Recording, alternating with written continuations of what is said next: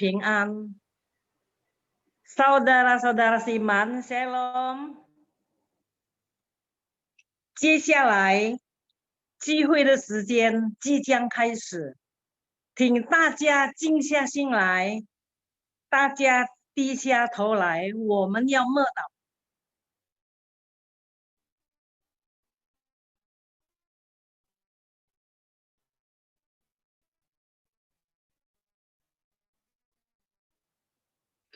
是我思维的盾牌，抬起头来。首先，我们要唱第一首歌来歌颂我们的主。耶和华给你平安。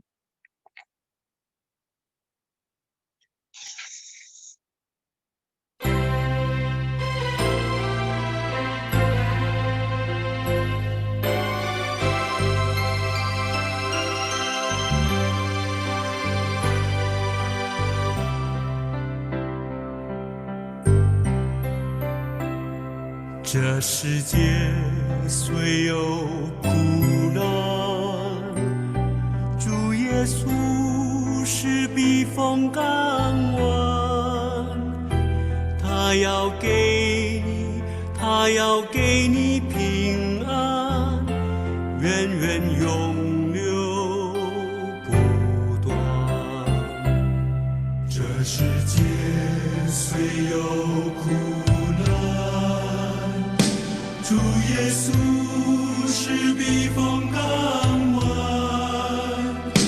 他要给你平安，源源永流不断。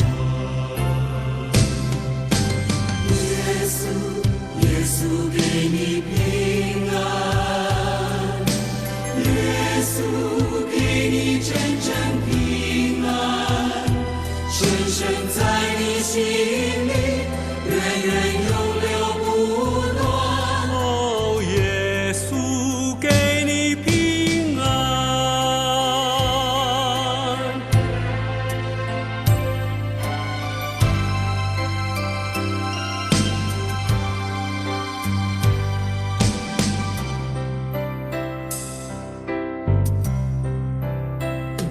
这世界虽有苦难，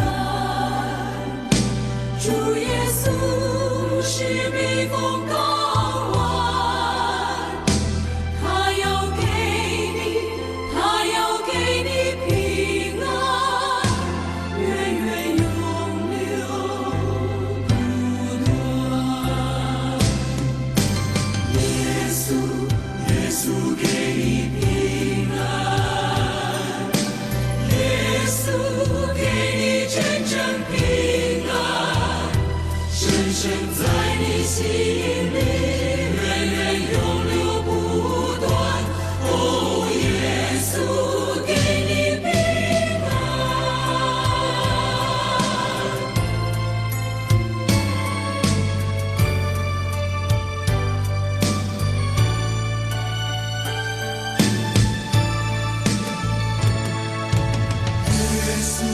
耶稣给你平安，耶稣给你真正平安，深深在你心里，源源永流不断。哦，耶稣给你平安，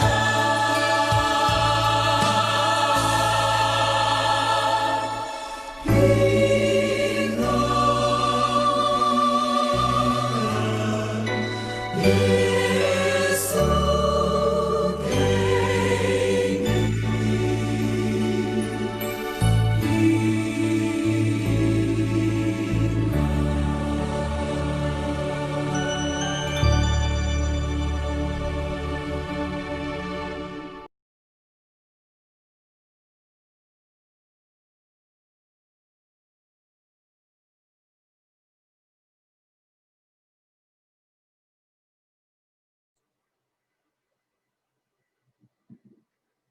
弟兄姐妹们午安呀！阿姨的网络今天不太好，你们稍微等一下，可以了。可以了。OK。接下来我们要祷告，请你们再次低下头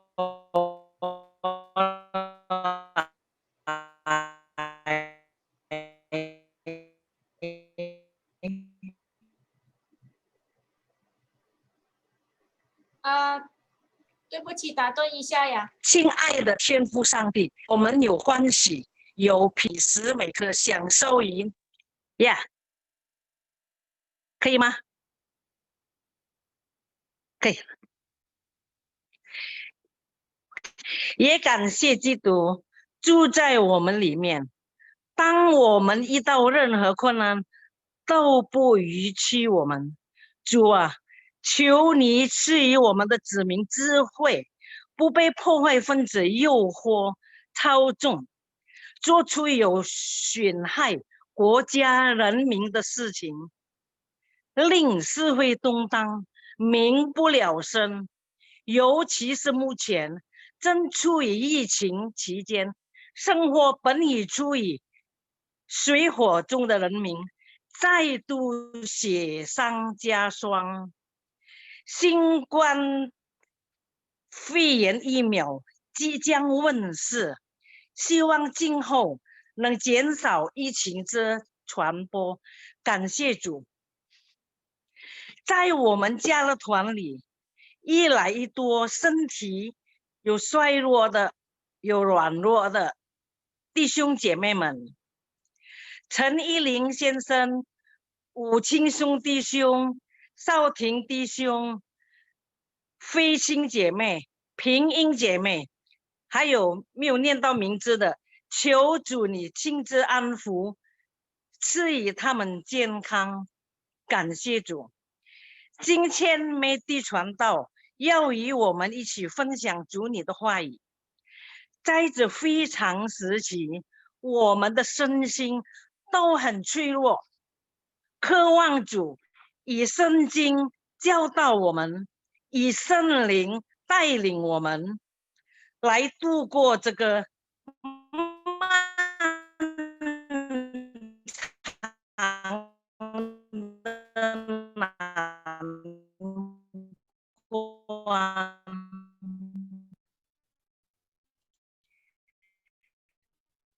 感谢主的垂听。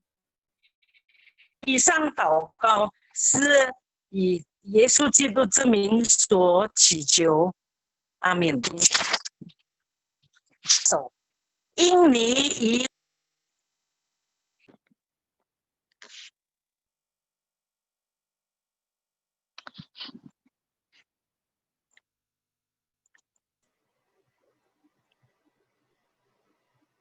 Hello， 阿姨呀，听到吗？没有听到。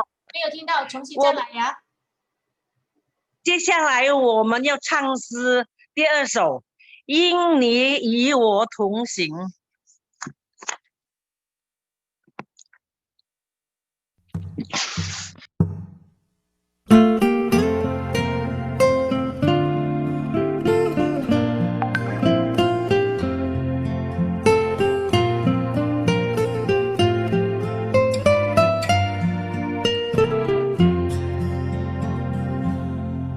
因你与我同行，我就不会孤寂。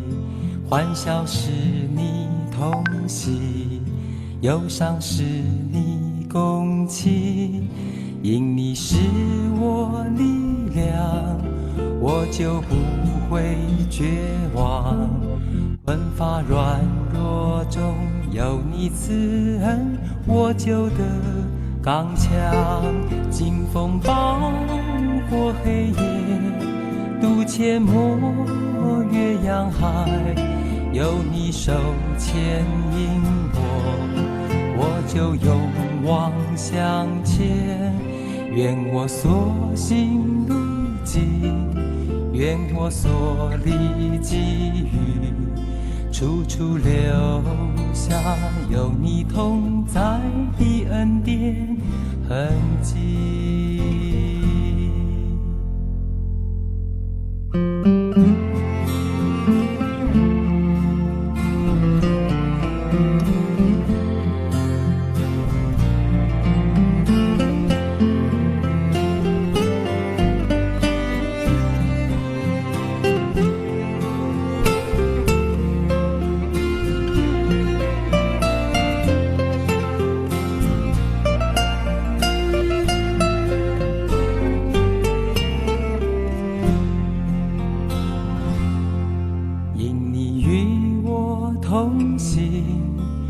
就不会孤寂，欢笑是你同行，忧伤是你共情，因你是我力量，我就不会绝望。困乏软弱中有你慈恩，我就得刚强。清风帮过黑夜，阡陌越洋海，有你手牵引我就勇往向前。愿我所行路径，愿我所历际遇，处处留下有你同在的恩典痕迹。清风抱过黑夜，渡阡陌越洋海，有你手牵引我就勇往向前。愿我所行路径，愿我所历际遇，处处留下有你同在的恩典痕迹。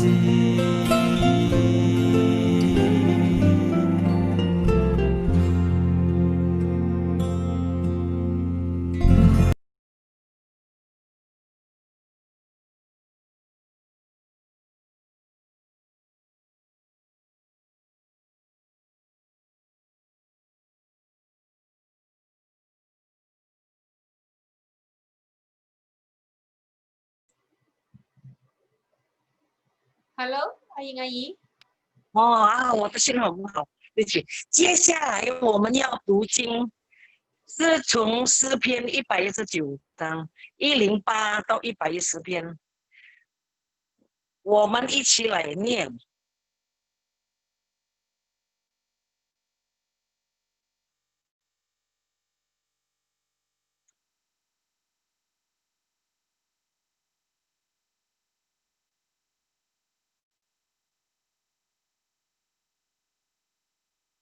我们大家一起来念，1、2、3， 108篇。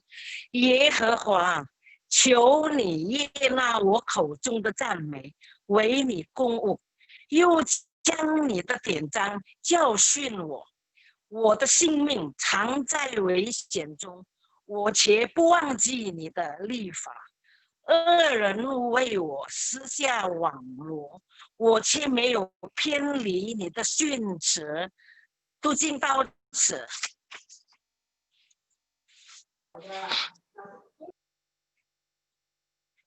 接下来我们要再唱一首歌，如露切木溪水。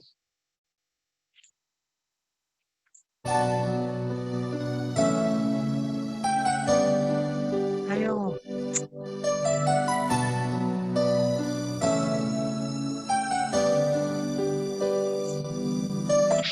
人啊，我的心切慕你，如露切慕溪水。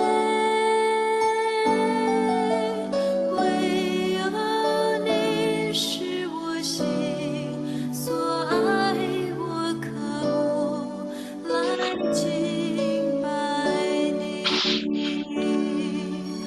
你是我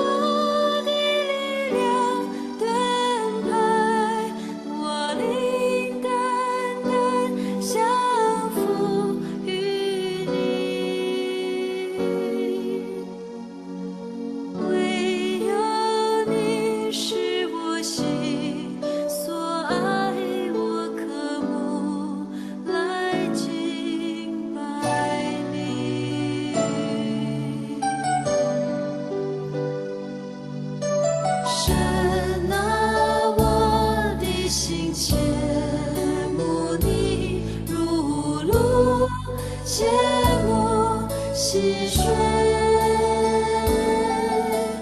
唯有你是我心所爱，我渴慕来敬拜你。你是我的力量，盾牌，我灵单单降服于你。唯有你是我心所爱，我渴慕来敬拜你。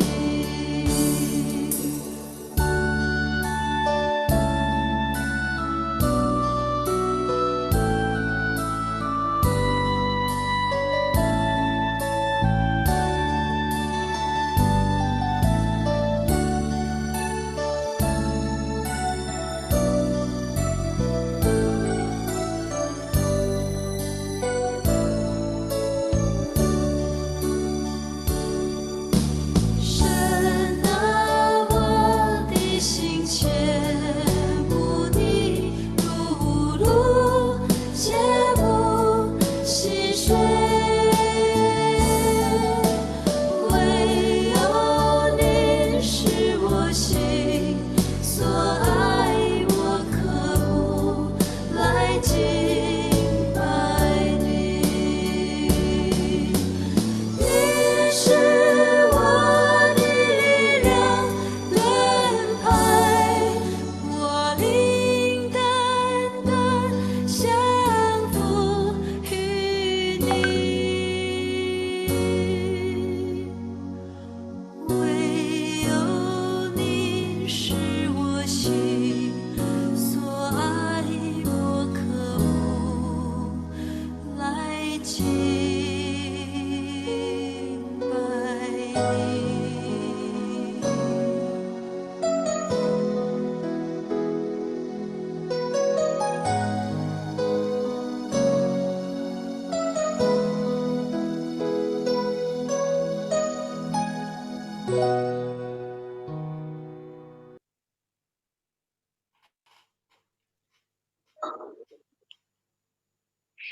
接下来我把时间交给Medi传道，silakan Ginjil Medi. Ya, kita akan berdoa ya. Kita berdoa, siapkan hati, mendengarkan firman Tuhan. Tuhan, kami bersyukur kami bisa menyembah Engkau bersehati dengan saudara-saudara seiman lewat Zoom ini. Melalui pujian kami boleh menikmati kehadiran Tuhan. Tuhan hadir di mana anak-anak Tuhan berkumpul. Kami saat ini siap hati untuk belajar firman-Mu. Pimpin kami yang mendengar, pimpin hamba-Mu untuk menyampaikan firman dengan jelas. Di dalam nama Tuhan Yesus kami berdoa. Amin. Ya, selamat sore semua Bapak Ibu yang dikasihi Tuhan. Pada sore hari ini bersyukur ya, kita masih diberi kesehatan, kita bisa bernyanyi, kita masih bisa bertemu dengan saudara-saudara seiman ya, meskipun lewat Zoom. Tidak apa-apa. Sekarang saya mau sharing firman Tuhan. Ada Bapak Ibu bisa ikutin ya, sharingnya ini ada PowerPoint-nya. Nah, sebentar saya bikin besar. Nah, ya. Temanya yang mau kita renungkan tentang berjaga-jaga nih. Kalau berjaga-jaga pasti ada bahaya nih ya. Kalau ada sesuatu bahaya pasti kita harus berjaga-jaga. Nah, kita ingat ini ada gambar nih. Bapak Ibu perhatikan, ini ada gambar. Masih ingat? tahun 2011. Wah, ada tsunami besar di Jepang. Ya, ada tsunami, lalu bukan hanya tsunami, ada gempa bumi juga. Nah, tapi kalau di Jepang ya, memang karena saking seringnya, saking sering ada gempa begitu ya, mereka sudah siap-siap nih. Kalau nanti ada bahaya datang, ada peringatan supaya semua berjaga-jaga. Ya, dibilang warning, peringatan. Nah, ada peringatan, lihat mungkin melalui suara begitu ya. Nah, kenapa ada peringatan? Supaya korban karena gempa atau karena tsunami, korban jiwanya sedikit.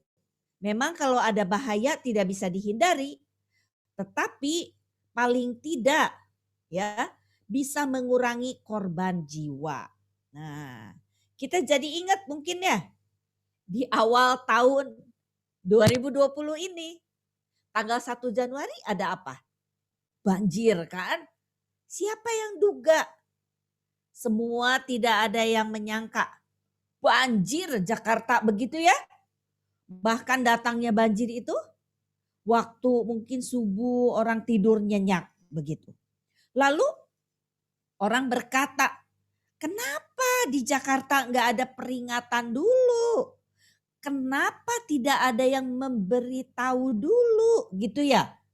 Supaya kita bisa ngungsi dulu, barang-barang diangkat dulu, nggak langsung air begitu cepat, banjir begitu ya. Jadi kerugian besar. Jadi penting ya kalau namanya ada berjaga-jaga. Nah, sampai ada pepatah sedia payung sebelum hujan. Jadi jelas kalau waktu mendung ai asuk pasti ke gereja. Kalau ke gereja waktu itu mau persekutuan bawa payung ya. Itu disebut orang yang bijaksana. Berjaga-jaga sebelum kena masalah. Berjaga-jaga sebelum kena musibah. Begitu ya. Nah, justru di sini hari ini kita mau belajar nih. Kita mau belajar. Ada peringatan, penting gak peringatan? Warning, apa ya? Peringatan dari Tuhan Yesus kepada jemaat di Sardis. Mungkin Bapak Ibu jarang nih mendengar nama kota Sardis. Nanti saya akan jelaskan ya. Nah, Tuhan Yesus mau kasih peringatan supaya kita berjaga-jaga dalam hal apa? Nah, kita baca dulu nanti ya. Baca Alkitabnya ini. Wahyu pasal 3 ayat 1 sampai 6. Sekarang saya baca cepat. Ya, 2 ayat nih. Di Wahyu pasal 3, dan tuliskanlah kepada malaikat jemaat di Sardis.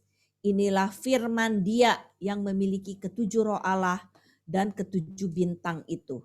Aku tahu segala pekerjaanmu. Engkau dikatakan hidup padahal engkau mati, dikatakan. Ayat 2. Bangunlah dan kuatkanlah apa yang masih tinggal yang sudah hampir mati. Sebab tidak satu pun dari pekerjaanmu aku dapati sempurna di hadapan Allahku. Nah, ayat yang ketiga dikatakan ya. Karena itu ingatlah bagaimana engkau telah menerima dan mendengarnya. Turutilah itu dan bertobatlah. Karena engkau tidak berjaga-jaga, aku akan datang seperti pencuri. Dan engkau tidak tahu pada waktu manakah aku tiba-tiba datang kepadamu. Ayat 4. Tetapi di Sardis ada beberapa orang yang tidak mencemarkan pakaiannya. Mereka akan berjalan dengan aku dalam pakaian putih karena mereka adalah layak untuk itu. Ayat 5. Barang siapa menang, ia akan dikenakan pakaian putih. Yang demikian, aku tidak akan menghapus namanya dari kitab kehidupan, melainkan aku akan mengaku namanya di hadapan Bapakku dan di hadapan para malaikatnya. Terakhir, ayat 6. Siapa bertelinga, hendaklah ia mendengarkan apa yang dikatakan Roh kepada jemaat-jemaat. Nah, hari ini kita mau belajar ya tentang Wahyu 3 ini. Nah, tadi dikatakan ada saya sebut nama kota Sardis. Ya. Saya akan jelaskan dulu, kita jalan-jalan nih. Kota Sardis ini ada ditulis di kitab Wahyu. Ya, kitab Wahyu. Nah, kita akan melihat kota Sardis yang dulunya bagaimana, tapi yang sekarang yang ada tinggal ini nih, tinggal nanti peninggalannya. Di mana itu kota Sardis? Yuk kita jalan-jalan nih, ya. Kita jalan-jalan, ini ada peta. Kota Sardis ini adalah termasuk 7 jemaat di Asia Kecil disebutnya, ya. Di Asia Kecil. Nah, Bapak Ibu kalau lihat peta ini nih ada Pulau Patmos. Pasti pernah dengar di pulau kecil ini nih. Ya, di pulau kecil ini Rasul, murid Tuhan Yesus yang bernama Yohanes mendapat wahyu dari Tuhan untuk tulis kitab Wahyu ini di pulau kecil ini, Patmos, ya. Lalu ini ada dikatakan jemaat nih, jemaat di 7 gereja. Ada namanya Efesus, nih ada Efesus, ada namanya Smyrna di kiri ya, di kiri Smyrna. Tunggu. Ada Smyrna, ada Pergamun, itu Pergamus, Tiatira, Sardis, Philadelphia, Laodikia. Nah, di mana sih ini sekarang? Sekarang ini 7 gereja yang disebut di kitab Wahyu ini ada di negara Turki. Ada di negara Turki. Ya. Ada di negara Turki nih. Sekarang kita lihat. Ayo kita jalan-jalan sebentar.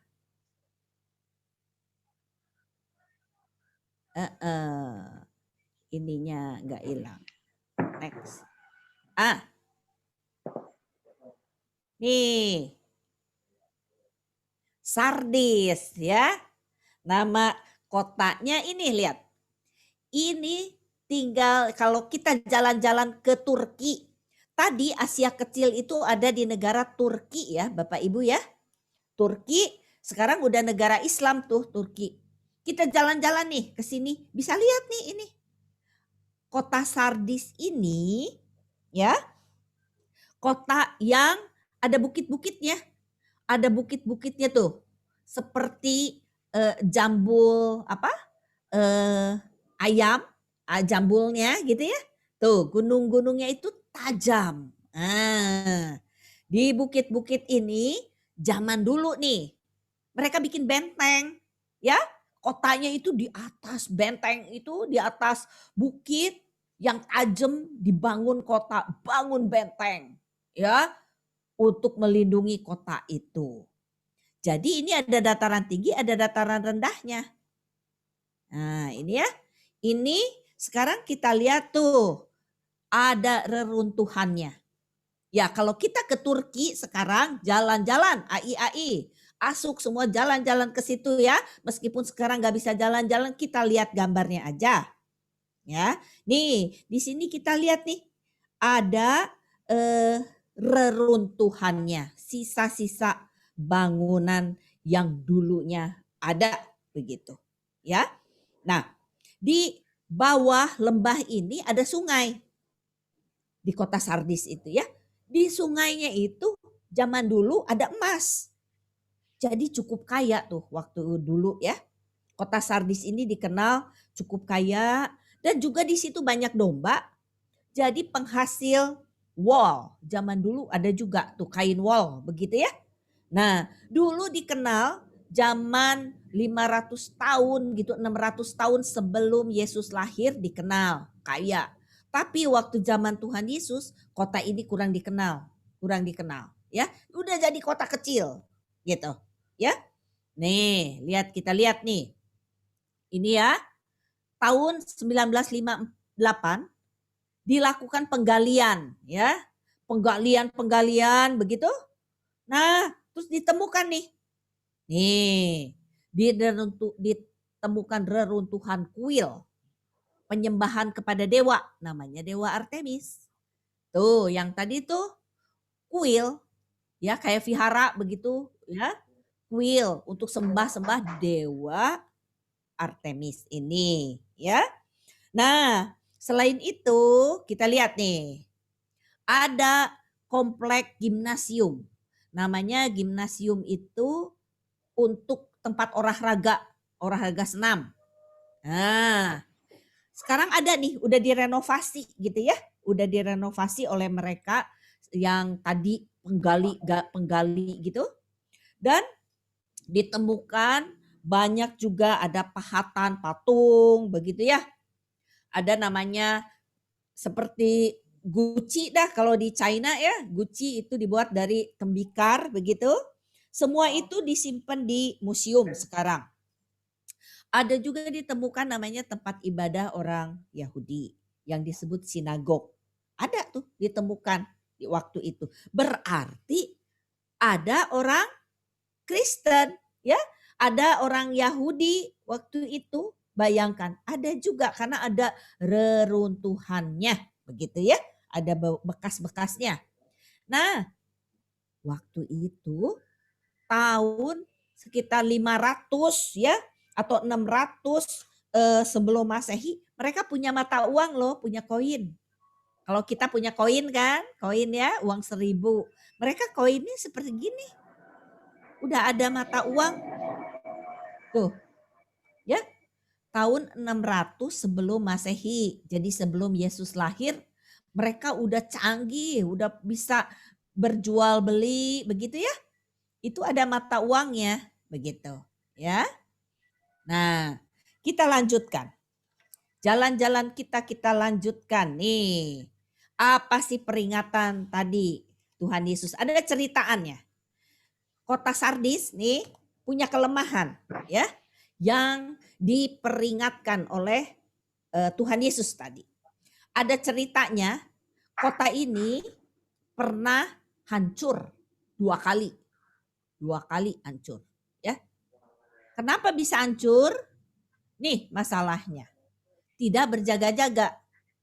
Ada masalah lagi. Bukan hanya tidak berjaga-jaga, jatuh dalam kesalahan yang sama. Dan mereka ini tidak belajar dari pengalaman. Nah, tadi di awal saya bilang kan, banjir Jakarta.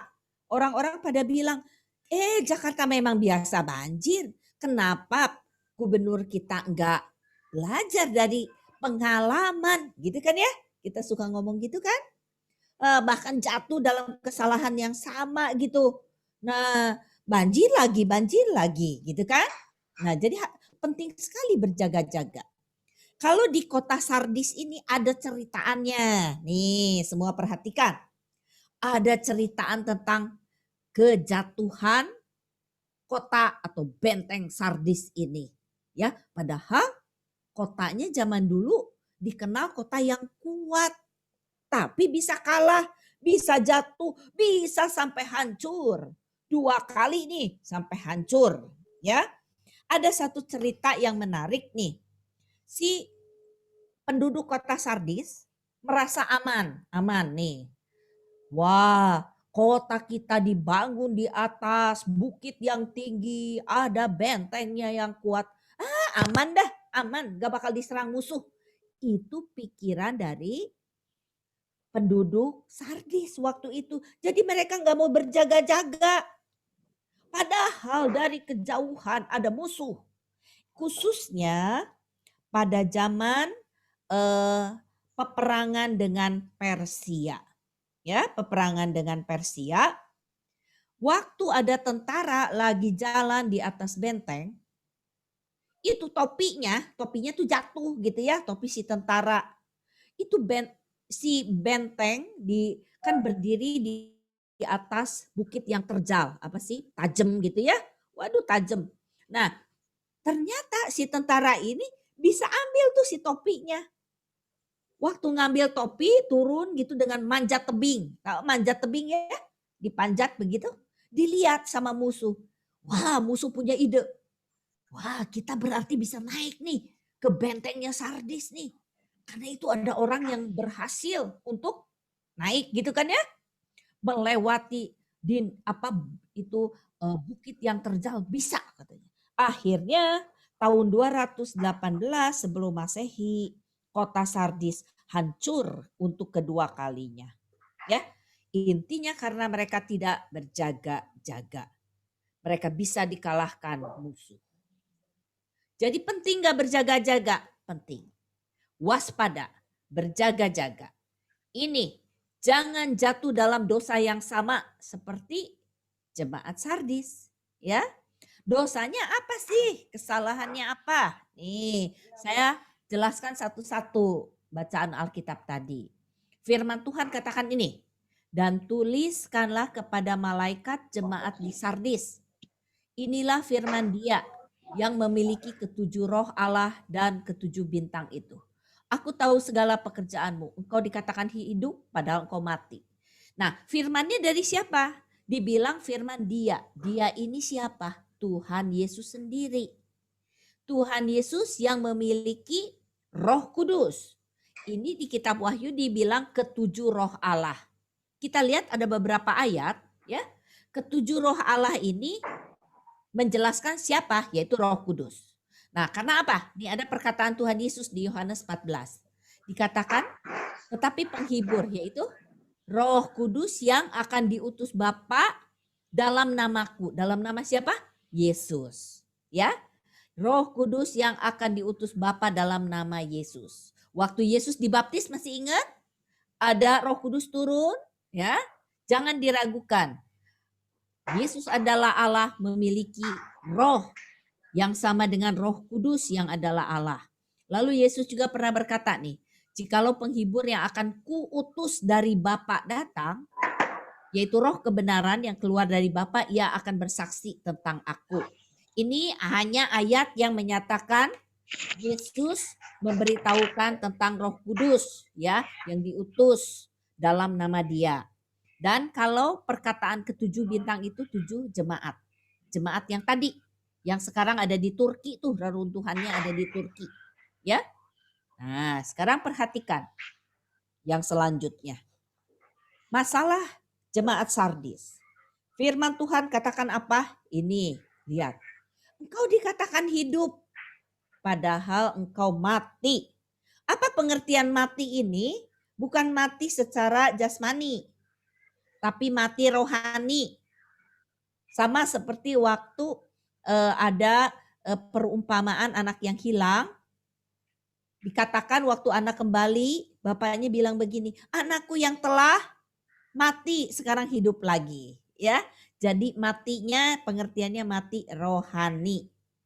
Nah, ini ya, mati rohani. Jemaat Sardis, kenapa mati rohani? Mereka sepertinya beribadah, tapi rohaninya mundur. Gak ada gairah. Ya, gak ada gairah sama sekali.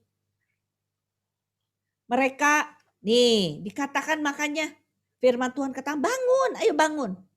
Kuatkan apa yang masih tinggal yang sudah hampir mati. Sebab tidak ada satu pekerjaan, satupun dari pekerjaanmu aku dapati sempurna. Ya, mungkin mereka melayani jemaat di Sardis, tapi nggak ada hati kesungguhan melayani untuk memuliakan Tuhan. Ya, jadi sepertinya hidup, mereka datang ke gereja gitu ya, tapi rohaninya tetap jauh dari Tuhan, ya, jauh dari Tuhan. Nah, Lagi masak kacang hijau, Mak. ini mungkin di mute dulu. Hah? Di mute dulu. Ya, di mute dulu semua. Oke. Nah, kita lanjutkan ya. Bagaimana dengan kondisi kekristenan saat ini? Ya, kondisi kekristenan saat ini mirip dengan di jemaat Sardis. Ada juga yang merasa, aduh saya sudah punya tabungan banyak, saya punya uang banyak, anak-anak mendukung saya, nggak perlu sandar Tuhan. Nah, itu kalau sikap begitu sama seperti jemaat Sardis, ya. Mereka tidak berjaga-jaga tuh. Mereka merasa aman, nggak perlu berjaga-jaga begitu ya. Nah, mereka tidak menjaga apa? Tidak menjaga kerohaniannya. Setelah sekian lama jadi anak Tuhan, apa kita masih punya semangat baca Alkitab? Semangat untuk berdoa? Semangat untuk lebih dekat dengan Tuhan? Dikatakan, kan? Tuhan satu saat akan datang kembali. Datang kembali nih. Kita siap gak menantikan kedatangan Tuhan? Nah, makanya di sini di ayat 3 dikatakan tujuan Tuhan Yesus memberikan peringatan kepada jemaat Sardis.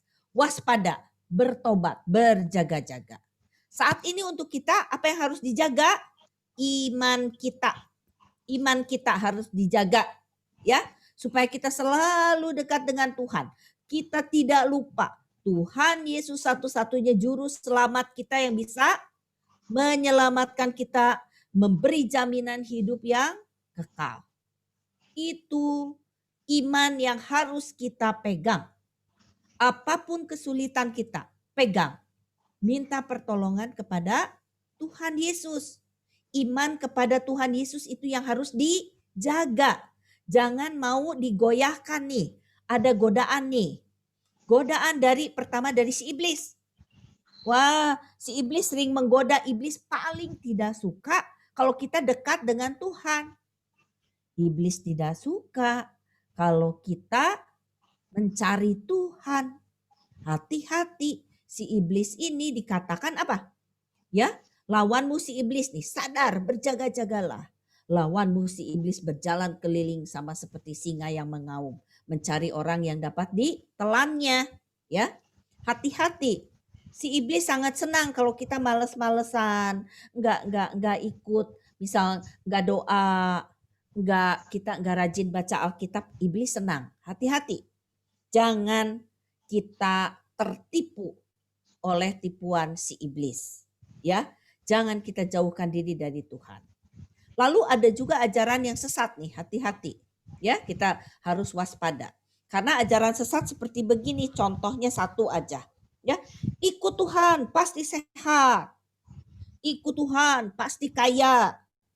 Ikut Tuhan tidak ada kesulitan. Nah, hati-hati. Padahal Tuhan Yesus berkata apa? Ikut aku, pikul salib. Ya, menyangkal diri. Menyangkal diri apa? Sangkal keinginan yang bisa membawa kita jatuh dalam dosa. Ya, sangkal keinginan. Aduh, inginnya saya apa misalnya? Waktu ada masalah dengan teman, inginnya saya marah-marah. Di rumah, waktu saya kesal, misal inginnya marah-marah, begitu. Itu keinginan. Nah, tapi hati-hati, jangan ikuti keinginan yang membawa kita jauh dari Tuhan, jatuh dalam dosa. Ya, waktu ada kesulitan, ya ingat Tuhan pasti beserta dengan kita, buka jalan. Tuhan pasti akan berikan kekuatan, jalan keluar. Ya, bukan berarti harus ikut Tuhan bebas dari kesulitan, bukan. Hati-hati. Tetapi ikut Tuhan memang ada kesulitan, ada masalah, tapi Tuhan tidak akan tinggalkan kita. Itu janji Tuhan. Ya. Nah, jadi hati-hati terhadap tipu muslihat si iblis. Dikatakan kita harus berjaga-jaga. Satu saat Tuhan Yesus datang kedua kali. Ya. Harus disadari yang dijaga adalah iman. Iman kita yang teguh. Ini ayatnya. 1 Korintus 16 ayat 13. Berjaga-jagalah, berdirilah teguh dalam iman. Ya, bersikaplah sebagai laki-laki dan tetap kuat. Jadi tetap teguh dalam iman. Nah, jadi penting sekali bagi kita menjaga iman. Kenapa begitu? Nah, ya di sini saya lanjutkan bagi jemaat Sardis yang memelihara iman, tetap berjalan di jalan Tuhan. Nih, bagi yang setia dan menang, ada upahnya. Ayat 4 dikatakan, tetapi di Sardis ada beberapa orang yang tidak mencemarkan pakaiannya. Mencemarkan pakaian maksudnya apa? Tidak mau terus jatuh dalam dosa. Mereka akan berjalan dengan aku dalam pakaian putih karena mereka layak untuk itu. Lalu dikatakan, barang siapa menang, ia akan dikenakan pakaian putih yang demikian. Aku tidak akan menghapus namanya dari kitab kehidupan, melainkan aku akan mengaku namanya di hadapan Bapakku dan di hadapan para malaikatnya. Jadi di sini bagi siapa yang menang, maksudnya setia dalam iman, ya, menjaga kesucian hidup, tidak diperbudak dosa. Nah, dikatakan akan dikenakan, akan pakai pakaian putih. Pakaian putih itu lambang kesucian, ya. Kita yang percaya Tuhan Yesus sebagai Tuhan Juru Selamat sudah disucikan oleh Tuhan Yesus. Ya. Dan di akhir nanti waktu kita menghadap Tuhan, kita menang, pertahankan iman, diberi pakaian putih disebut. Pakaian putih ini melambangkan apa? Kemuliaan surga. Ya, kita akan mendapat kemuliaan bersama Allah Bapa di surga. Dan di ayat 5 tadi dikatakan, ya, aku Tuhan Yesus tidak akan menghapus nama kita dari kitab kehidupan, melainkan akan mengaku namanya di hadapan Bapa dan di hadapan para malaikat-malaikatnya. Jadi ada janji Tuhan. Ingat, bagi kita yang setia, pegang iman, ya, berjaga-jaga, jaga iman terus, setia ikut Tuhan Yesus. Dikatakan Tuhan tidak akan hapus nama kita, ya. Bapak Ibu, berapa lama sih orang akan ingat nama kita? Kalau seseorang meninggal, namanya udah dihapuskan, di kartu keluarga dihapuskan namanya. Ya, namanya dihapus, tetapi bersyukur puji Tuhan. Meskipun secara tubuh ini kita meninggal, tapi nama kita ada ditulis di kitab kehidupan. Ini janji Tuhan yang harus kita pegang. Tuhan tidak akan menghapus nama kita. Nama kita yang sudah percaya terima Tuhan Yesus sebagai Tuhan dan Juru Selamat. Bahkan Yesus akan menjadi pembela kita waktu nanti penghakiman terakhir. Tuhan Yesus akan membela kita. Ini anak Tuhan yang setia, ya. Nah, jadi saya harap semua Bapak Ibu yang ikut Kaleb pada sore hari ini jadi pemenang iman, ya. Pegang iman, semua menang, ya. Karena setia pada iman sampai akhir. Nah, jadi ingat, siapa bertelinga dikatakan hendaklah mendengar apa yang dikatakan Roh kepada jemaat, ya. Tadi Tuhan Yesus kita belajar. Tuhan Yesus memberi peringatan firman-Nya kepada jemaat di Sardis, ya. Jemaat Sardis mereka banyak yang tidak berjaga-jaga, tapi kita enggak begitu, ya. Pesan yang harus didengar dan diingat apa? Ingat, nih. 1, tinggalkan mati rohani, bertobat. Ya. Jangan mau ditipu oleh si iblis. Tinggalkan kematian rohani, bangkit lagi, bangun. Bangun, kita dekat dengan Tuhan. Jadi jangan mau ditipu oleh si iblis untuk jauh dari Tuhan. Pegang iman. Nah, ini yang terakhir. Berjaga-jaga untuk pelihara apa? Iman. Berjaga-jaga pelihara iman sampai menantikan kedatangan Tuhan Yesus yang kedua kali, ya. Jadi saya harap semua kita nanti waktu Tuhan datang kedua kali, Tuhan mengenal kita dan Tuhan menyebut kita setia, orang yang setia dalam iman, ya. Kita berdoa ya. Kita berdoa ya. Tuhan, Tolong Roh Kudus bantu kami untuk mengerti firman Tuhan untuk hidup kami. Kami belajar dari jemaat Sardis. Kami ingin berjaga-jaga. Satu saat Tuhan Yesus datang kedua kali. Kami ingin tetap mempertahankan iman. Tuhan akan menilai kami sebagai anak-anak Tuhan yang setia dalam iman. Inilah doa kami. Tuhan pelihara iman kami, selalu dekat dengan Tuhan, selalu ingat Tuhan Yesus satu-satunya juru selamat kami. Di dalam nama Tuhan Yesus kami berdoa dan bersyukur bersama. Amin. Saya stop dulu. Iya, Terima Tuhan kasih berkati. Bu Neti Ya, yang sudah Tuhan menyampaikan berkati. firman Tuhan yang begitu bagus ya. Biar firman Tuhan boleh menjadi pelita di dalam kehidupan kita. Tuhan Amin. berkati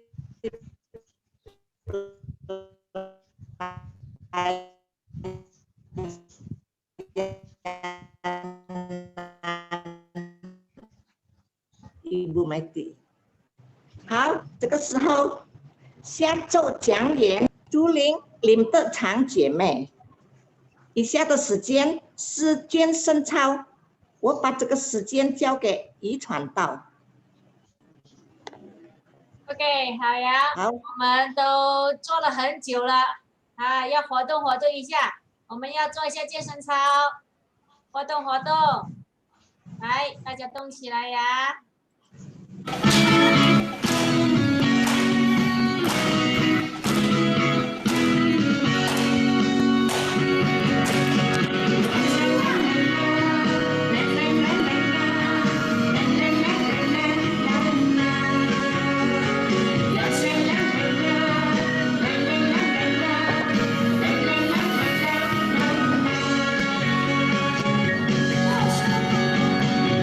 每当公表爱情相遇的，他可能淡薄一点就会让，一次相散，一次相伴，能共把手躲起来。 有人讲着恋爱的内涵，亲像是会行路的一夜站，有时阵悲惨，有时阵悲慢，免讲嘛无人话。 我忙啊忙，为了好心光，没来将你找。 相信今早晚，分分钟难过心伤。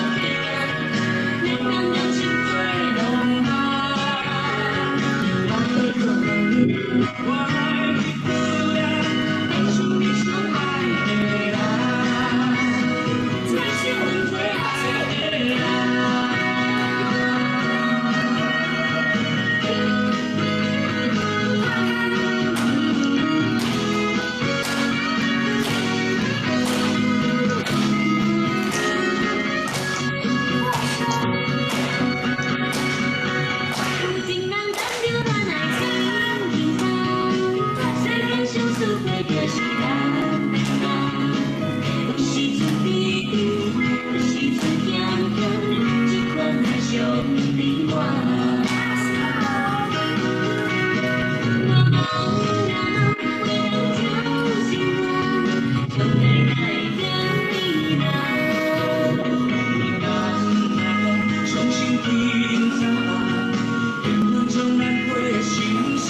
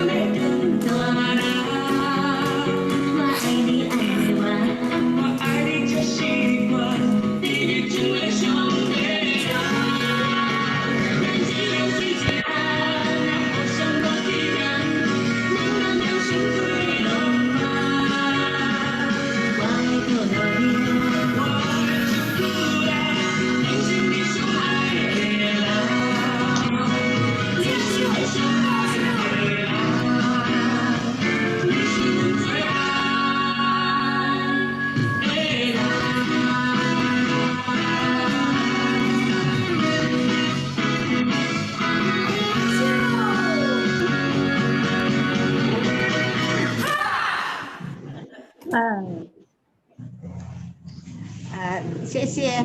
Terima kasih. Tibalah saatnya kita akan mengakhiri kebaktian Kaleb pada sore hari ini. Doa penutup akan disampaikan oleh Ibu Meti. Waktu saya persilakan. Iya, kita berdoa ya. Tuhan, Engkau lihat Bapak Ibu Kaleb yang sudah usia ya Tuhan, tetapi mereka rindu untuk berdekat dengan Tuhan.